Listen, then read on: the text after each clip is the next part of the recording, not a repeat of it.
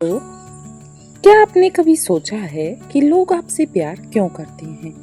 क्या आपने कभी लोग आपकी ओर इतनी गहराई से लगभग अनजाने में क्यों खींचे चले जाते हैं, इस बारे में विचार किया है?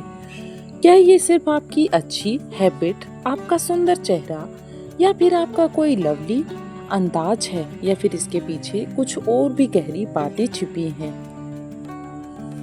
कार्ल जूंग, जो 20वीं सदी के सबसे इफेक्टिव साइकोलॉजिस्ट में से एक थे, मानते हैं कि प्यार अचानक नहीं होता। असल में लोग आपसे सिर्फ दो खास वजहों से इतना ज्यादा प्यार करते हैं, और ये दोनों वजह हमारे मन के अंदर बहुत गहराई में बैठी होती हैं। इस वीडियो में हम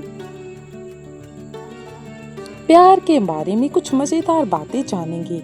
हम ये भी देखेंगे कि कैसे हम अनजाने में अपनी कुछ बातें दूसरों पर असर डालती हैं, और ईमा और एनिमस क्या होती हैं। सबसे जरूरी बात ये है, समझेंगे कि लोग आपकी ओर क्यों खींचे चले जाते हैं। सिर्फ इसलिए नहीं कि आप कैसे दिखते हैं, बल्कि इसलिए कि आप उनके अंदर की दुनिया में क्या दिखाते हैं।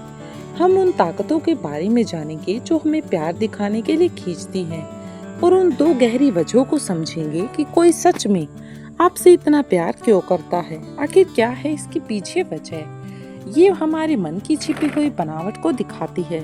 चलिए अब शुरू करते हैं। हम ज्यादातर सोचते हैं कि प्यार एक मैजिक की तरह होता है, जो अचानक बिना किसी कारण के हो जाता है, जैसे कहीं से एक चिंगारी आई और प्यार हो गया। कई बार हमें फर्स्ट साइट लव भी हो जाता है, लेकिन कार्ल जूंग का मानना था कि अचानक होने वाला प्यार भी एक अंदरूनी नियम के अकॉर्डिंग से होता है।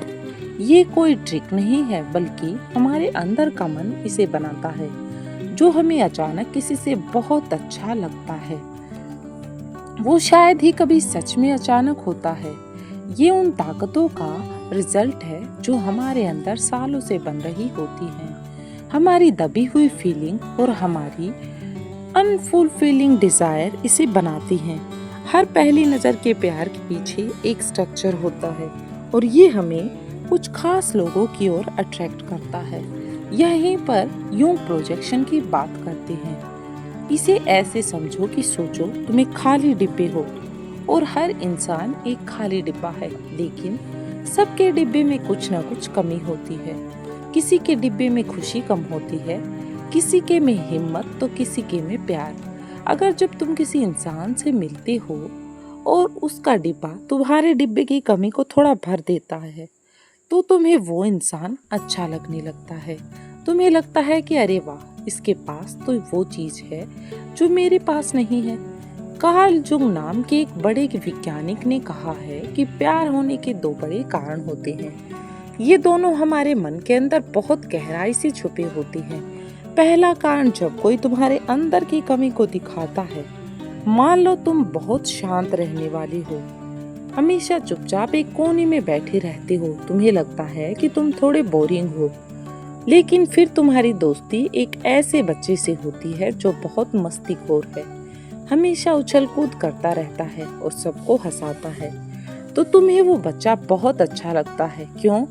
क्योंकि उसके पास वो खुशी है जो तुम्हें अपने अंदर थोड़ी कम लगती है। असल में तुम उस बच्चे में अपनी उस इच्छा को देख रहे हो कि तुम भी थोड़े मस्त मौला बनो। तुम्हें लगता है कि वो बच्चा तुम्हें वो कमी पूरी कर देगा। ये एक तरह का प्रोजेक्शन है। तुम अपनी दबी हुई इच्छाओं को उस बच्चे में देख रही हो। प्यार में भी ऐसा ही होता है। तुम्हें कोई एक ऐसा इंसान मिलता है जो तुम्हें वो सब देता है जो तुम्हें अपने अंदर कमी लगती है। हो सकता है कि वो बहुत हिम्मत वाला हो, तुम्हें लगे कि तुम्हारे अंदर थोड़ा डर है, तुम्हें उसकी हिम्मत अच्छी लगती है और तुम उसकी ओर खींचे चले जाते हो। दूसरा कारण, जब कोई तुम्हारे अंदर की दबी हुई तस्वीर जैसा दिखता है। हर बच्चे के मन में एक हीरो या हीरोइन की तस्वीर होती है। हो सकता है तुमने कहानियों में किसी बहुत अच्छे प्रिंस या प्रिंसेस की कहानी सुनी हो। वो तस्वीरें तुम्हारे मन में कहीं न कहीं एक डीप शैडो छोड़ जाती है जब तुम बड़े होते हो और किसी ऐसे इंसान से मिलते हो जो उस प्रिंस या प्रिंसेस की तरह तुम्हारे अंदर की तस्वीर से थोड़ा भी मिलता जुलता है तो तुम्हें लगता है जैसे तुम उसे पहले से जानती हो। तुम्हें उससे मिलकर बहुत अच्छा लगता है, एक अजीब सा अपनापन फील होता है। कार्ल जुंग ने इसे एमा लड़कों के अंदर की लड़की की तस्वीर और एनिमस लड़कियों के अंदर के लड़के की तस्वीर कहा है। ये तस्वीर हमारे पहले रिश्तों जैसे मम्मी पापा के साथ और कहानियों से बनती है। जब तुम्हें कोई ऐसा इंसान मिलता है जो तुम्हारी इस अंदर की तस्वीर से मेल खाता है तो तुम्हारा मन उसे तुरंत पसंद करने लगता है। तुम्हें लगता है कि यही वो खास इंसान है जिसकी तुम्हें तलाश थी। प्यार की शुरुआत में क्या होता है? जब हम किसी से प्यार करते हैं ना, तो हमारी आंखें सिर्फ अच्छी अच्छी चीजें देखती हैं।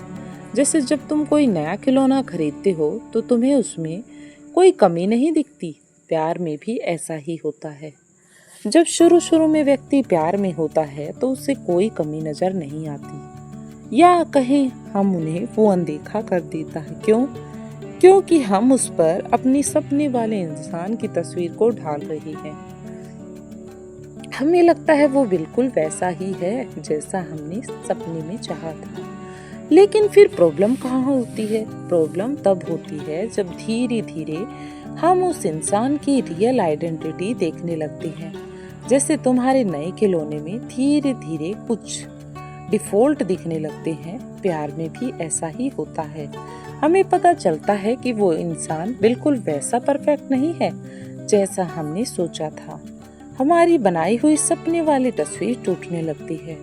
अगर हमारा प्यार सिर्फ उस तस्वीर पर टिका हुआ था तो रिश्ता कमजोर पड़ने लगता है और टूट भी सकता है। असली प्यार तब होता है जब तुम किसी को उसकी अच्छाई और बुराई के साथ पसंद करते हो। जैसे तुम अपने पुराने खिलौनों को उसकी कमियों के साथ भी प्यार करते हो, क्योंकि तुम्हें उसकी आदत हो जाती है और तुम उसे समझते हो। प्यार में भी ऐसा ही होता है। जब तुम उस इंसान को वैसे ही एक्सेप्ट करते हो जैसे वो है, उसकी कमियों को भी मानते हो और उसकी अच्छाइयों को भी देखते हो, तब वो रियल लव होता है। तो प्यार होने की शुरुआत में ये प्रोजेक्शन और अंदर की तस्वीरों का बहुत बड़ा रोल होता है। ये हमें किसी की ओर खींचता है क्योंकि हमें लगता है कि वो हमारी कुछ कमी को पूरा करेगा या हमारे सपने जैसा होगा। लेकिन एक स्ट्रॉन्ग और ट्रू लव इन सब से आगे बढ़कर उस इंसान की असलियत को अपनाने पर बनता है, क्योंकि आखिर में सबसे गहरा प्यार सही इंसान को खोजने के बारे में नहीं है। यह अपने आप के उन हिस्सों को जगाने के बारे में है जो देखे जाने का इंतजार कर रहे होते हैं। आप सिर्फ दूसरों से प्यार नहीं करते, आप अपने उस रूप से प्यार करते हैं जिसे वो आपको खोजने में मदद करता है। प्यार को समझना ये दिखाता है कि ये कभी भी सिर्फ दूसरे इंसान के बारे में नहीं होता, ये हमेशा खुद की ओर वापस जाने की एक ट्रैवल है। तो अगली बार जब कोई आपसे प्यार करे, आप किसी की ओर एक डीप अट्रैक्शन महसूस करें तो खुद से पूछें, आत्मा का कौन सा हिस्सा अभी जाग रहा है? अगर इस वीडियो ने आपको प्यार और जुड़ाव के अपने एक्सपीरियंस पर सोचने पर मजबूर किया है तो अपनी बातें कमेंट में जरूर लिखें और मुझे आपका पॉइंट ऑफ व्यू अच्छा लगा ये आप लिख सकते हैं। और मनोविज्ञान, रिश्तों और अंदरूनी दुनिया के बारे में और भी गहरी सोचने वालों के लिए हमें सब्सक्राइब करना ना भूलें, ताकि आपके लिए ऐसी ही और भी मज़ेदार वीडियो हम लाते रहें। मिलते हैं एक और नेक्स्ट वीडियो में, तब तक के लिए धन्यवाद।